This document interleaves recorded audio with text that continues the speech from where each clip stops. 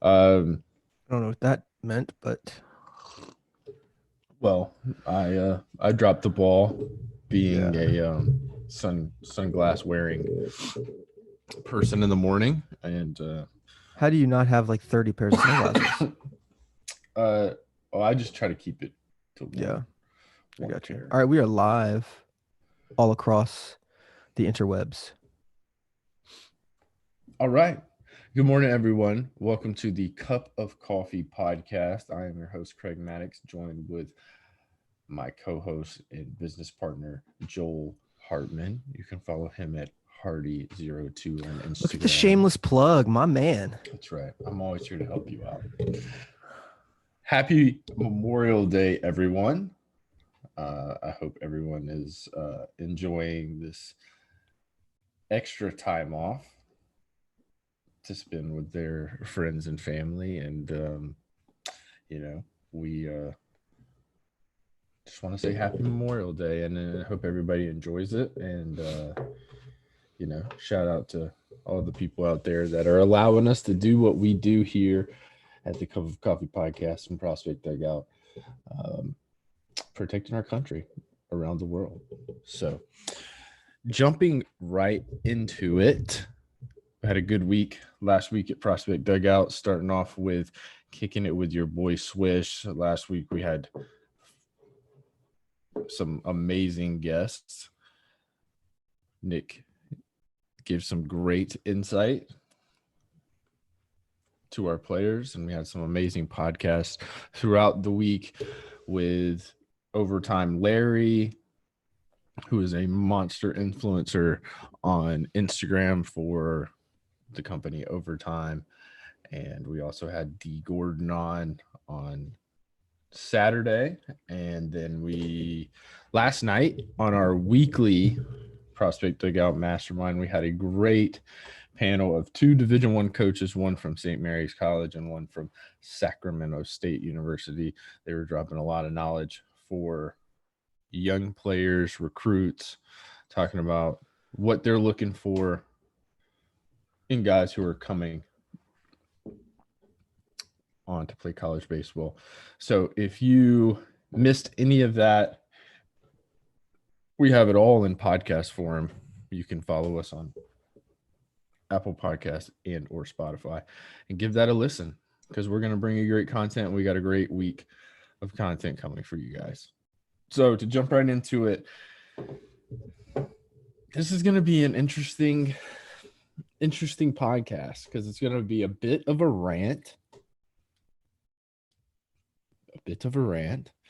and then a little bit of a discussion on what you think, Joel, when it comes to minor league baseball and independent baseball in 2020. So, not a ton of news yesterday or last week on the MLB front when it comes to moving forward for a MLB season. I think this week we're going to hear a lot. So, uh, stay tuned to Twitter and to Prospect Dugout for any developing news. But hitting on minor league baseball, I don't know if minor league baseball is going to happen. What's your thoughts? Dude, I mean, I don't hear him talking about minor league baseball. I hear him talking about Major League Baseball. I think there's a lot that's going to go into getting all those teams. I mean, you're looking at them taking away 42 teams next year, right? So it's 42 teams they're taking away. How many other minor league teams are there they got to organize? Major League Baseball has 30 teams. It's simple. It's more money, more options.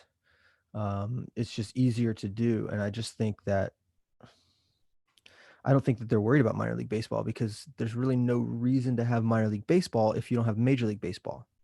So I think the focus should be on Major League Baseball. And then from there, they'll probably figure something out where they, I don't know, maybe they do training camps or inter squad scrimmages. I don't know. I don't know how that Right. travel would work. I don't know Yeah. how the season would I work if, you're charging $5 to get into a game and you hold, 6,000 people, it's 30,000 bucks in ticket sales. I mean, that's That's an at bat for Mike Trout. Right. Yeah, I think for minor league baseball, um, I don't think there's really too much of a discussion. I think it's just a trickle down from what Major League Baseball decides. I think Mm-hmm. if Major League Baseball decides to come back and have a season, I think there is on the affiliated minor league baseball side, there's probably some type of, whether it be teams just have a extended spring training type where they're playing other organizations just on a spring training level, where they're all close. I think that having minor league baseball at affiliates across the country is a little far fetched, but we will see. We will see. Getting into something that's a little bit of a hot topic, um, is independent baseball. So here at the Cup of Coffee podcast and Prospect Dugout, we just like to keep it 100% facts, right? We try to stay out of the rumor mill, as they call it. So we have at Prospect Dugout, and this is needs to be stated that this is purely the facts of the matter. This is not speaking for any independent team, and independent league. Um, we don't have associations with the Frontier League, the Pacific Association, the Pecos League, the American Association. We do actually have a partnership with the Atlantic League. So we can only speak on facts, and that is what it is. So a couple days ago, we get some, I I don't know how to say it, a barrage of text messages from various sources saying, "Hey, guys, looks like the Atlantic League is starting July 2nd." And I'm thinking to myself, well, we just had a call with the Atlantic League the day before, and there was no reference to anything about a season going on. So I found that odd. And so, you know, it got me thinking, and we reached out to our contacts at the Atlantic League, and they kind of have dispelled the rumor that the Atlantic League would be starting July 3rd or July 2nd or July 17th. There's no specific dates. And listen, when there's no information put out there by any of these leagues besides, hey, listen, we're wait and see, it opens it up to a lot of rumors getting started. He said, she said, XYZ manager, XYZ coach, XYZ GM maybe says an off the cuff statement, and then it gets interpreted in some type of way, and then it just trickle. So what do you think? I have two thoughts on this. What do you think is your thoughts on, like, should these leagues come out and say, hey, like, here's a target date of August 1st. If we don't get there, then the season's done. Like, do you think we should just be keeping it real? I mean, I think that youth sports has opened up in Florida. So I think, Cuomo just said last night that sports teams can go back to their spring training. So I think it's to the point now, like the Florida Collegiate Instructional League in Orlando, they have 10 teams, and they just announced last night that they're on schedule to start June 15th. So I think I think each state is going to open up at their own pace, but I definitely think that it's tough for leagues. I mean, the highest paid league in the world, Major League Baseball, they really haven't come up with anything until recently. So I think it's very far fetched to think that a minor league organization or a minor league is actually going to come out before Major League Baseball, because to me, I feel like if they're a reputable league, they've got to follow Major League Baseball's guidance to a point. I think when Major League Baseball is discussing coming back and returning, I think that's the point where a league in another state or a team in another state can say, okay, yeah, I think it's time to start, because there's a lot of logistics when it comes to Major League Baseball. There's a lot of travel. There's more than just the 25 players, or if they open up the roster to 30 players or whatever, there's more than just those. They've got 15 coaches, they've got trainers, they've got staff, they got um, guys that you've never even imagined were on a staff for a major league team, as far as coaches, as far as utility people that they need in order to make it happen. And I'm not even talking about the people that are concession stand workers, maintenance workers, you know, workers that are at the facility, not associated with actual gameplay. There's a lot of those people. So I think there's a lot of logistics that goes into Major League Baseball, and I think it's going to be tougher. The toughest thing is for them to start, but the minor league teams, like the independent team, I actually heard something about the American Association wanting to start back up soon, or rumored to be starting back up soon. So I don't know. I think it's going to be tough for Major League Baseball to do it, but I think that once everyone sort of catches a whiff of, okay, this company is doing this person is doing this, it's okay for me to do it. Right. But I think the economics of it is that independent baseball is solely based on fans in the stands, right? So if people can't be in the stands, it does not make sense for these independent teams to even start, because they're Yeah, it's not tough. It's tough if they're not going to make any money. They make money off advertising because they're having people in the stands. So they say, we're going to have 200,000 people over the course of the season in our stadium. This is why you buy a billboard. there's Like, I saw somebody, I can't remember who it was. It was a tweet or something, said, I'm okay with no fans in the stands ever anymore if you guys will mic up every single player and leave it uncensored. That's content that we can watch. That's premium content. That's pay to play content. I think there's options there. I think you can get creative with independent ball. The salaries aren't that high. They are, I mean, for the team they're high, but for the player they're not that much. So I think that there's things that they can do to kind of um, connect the audience and still keep the fan attendance low, so that way they can come back. Maybe it's exclusive seating, maybe it's virtual tours, maybe it's getting in early for BP. I don't know. so here's the one reason that I think is interesting, and it kind of got me in my feelings a little bit, because I had a player. I'm well connected within the Atlantic League, um, with some of the players. I had a player reach out to me about this rumor. Okay.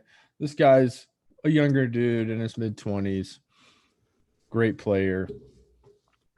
But this said player has an opportunity to coach at the collegiate level. They need an answer. He doesn't want to give him an answer because he heard this rumor and said, hey, well, I might be able to go back and play baseball this year. I don't want to take this opportunity. So this guy's going to pass up on an opportunity to start a career doing something that he wants to do, because now this rumor's in place. And the way that I see it is that, is there a point to play independent baseball in 2020? Is there motivation as a player? If there's no minor league baseball, right? The whole point of independent baseball is to extend your career, to keep playing, to get that opportunity to get picked up by a major league organization. So for me as a player, if there's no minor league baseball, or there's a very like broken down minor league baseball where it's not affiliates playing across the country, where's the motivation to go play independent baseball for a month or a month and a half, not just as a position player, but as a pitcher? Think about that. Like, I'm not in shape. I'm going to have to ramp up super fast.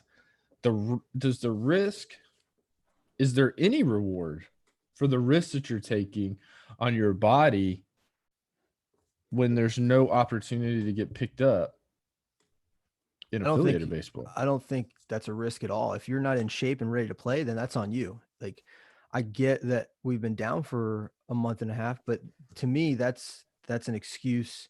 There's plenty of kids I'm seeing, 15, 16-year-old kids on Instagram taking ground balls, playing catch, hitting. Like, I don't think that there's any excuse for a professional baseball player to not be in shape and ready to go in 2 weeks. Like, the season, we're already a month into the season for the Atlantic League almost. Where they were going to start at the end of April, right? So Mhm. or no, they were going to start Yeah. what's Well, May 20. Yeah. I mean, they usually start the last week of April. Okay. So they're already would have been a month in. So you're thinking, like, if you're not in playing shape right now, at least for spring training playing shape, then that's on you. I don't think, and to touch on what you said about there's no reason to play, I think that there is, because there's these guys that maybe if they don't play this year, they hang it up. They need that reinforcement, that encouragement that they can still play, that there's still an opportunity to play. So I think that there is some sort of there's some sort of responsibility for these organizations and these teams to get back to business, because yes, it is a money thing, but it's also, it's different. It's not an essential job. It's not a regular job. It's a career. It's a skill that players, spend the entire year working on. So I feel like there's a responsibility from the owners, from the leagues, to do everything they can to get baseball back on the field, whether there's fans or not. Like, that's not for the players. And in my opinion, players that are playing independent ball aren't necessarily trying to get back to affiliated ball. They're trying to continue their career, like you said. Whether or not they get picked up by an affiliate club, to me, I don't think that plays any bearing on when they should get started, or if they should play in 2020. I think that if a player wants to play, it's not necessarily because he's trying to get picked up. It's because he loves the game and wants to go out on the field and show that he can play, and get that chance and that opportunity. If there's no baseball, there's really no chance or opportunity. You're going to see a lot of guys that'll hang them up. Yeah, I mean, I agree with you. I think that your underlying motivation, as long as you play independent baseball, is always to get picked up by an affiliated team. It doesn't matter if you're, just released and just got into independent baseball, or a player like myself who spent 11 years in independent baseball.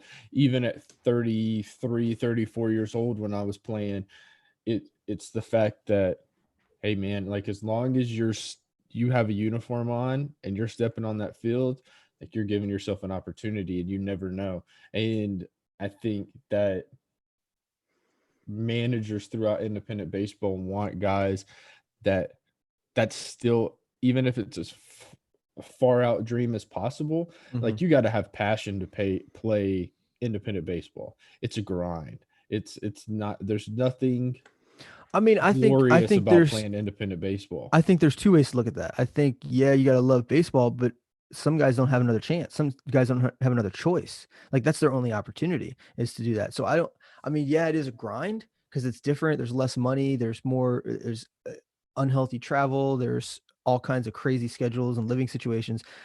And that's part of the grind. But, I'm sure there's a grind in minor league baseball. I'm sure there's a grind in Major League Baseball, that if you're playing baseball, that you want to be a part of that. But I think, if a guy is playing independent ball, it's because he really loves the game and really wants to keep playing, not necessarily that he enjoys the grind, because I think the grind is a part of it. And I think the grind, quote unquote, the grind has a different definition for every sentence you use it in. So when you're talking about the grind of independent baseball, that's not the same grind of minor league baseball. It's not the same grind as Major League Baseball or high school baseball. It's different. So I feel like everybody that continues to play has the ability to put in that grind and loves that grind. But I think everybody that is playing independent baseball, for the most part, they want to keep those stats coming. They want to keep their name getting out there. So that way, if an opportunity comes up, someone breaks a leg, someone goes down with Tommy John, they're just a phone call away. And they can't do that if they're home, not playing. It's one thing if they're home and they got an app that they can upload videos constantly, or they can get with somebody and do live at bats constantly. That's different. But when you've got 1, 2, 3, 4, 5, 6 different independent leagues with all these players that nobody knows anything that's going on, nobody's there watching. If they can't allow scouts in the stands, they can't do that. That becomes an issue for those guys. But I think that there's a line that they got to balance, that we need to get back out there and play. We also need to be cognizant of the players that are trying to get picked up and get to the next level. For sure. No doubt about it. I think that's it'll be interesting to see how it plays out. It'll be interesting to see how, if independent baseball comes back in 2020 and there's no minor league baseball, what that looks like. Does the older guy just who was planning on giving it one more year, does he just retire? It's tough. It's a tough spot to be in. I think you do have to think about those realities. You do have to think about the reality that if no scouts can be in the stands, am I going to get picked up? So good topic, man. Thanks everybody for tuning in on Instagram Live. A lot of comments on Instagram. That's pretty cool. Yeah, a lot of comments on Instagram. Thanks for tuning in on Instagram Live, Facebook Live, and YouTube. For Joel Hartman, I'm Craig Maddox. This is the Cup of Coffee Podcast. We will see you guys on the next episode.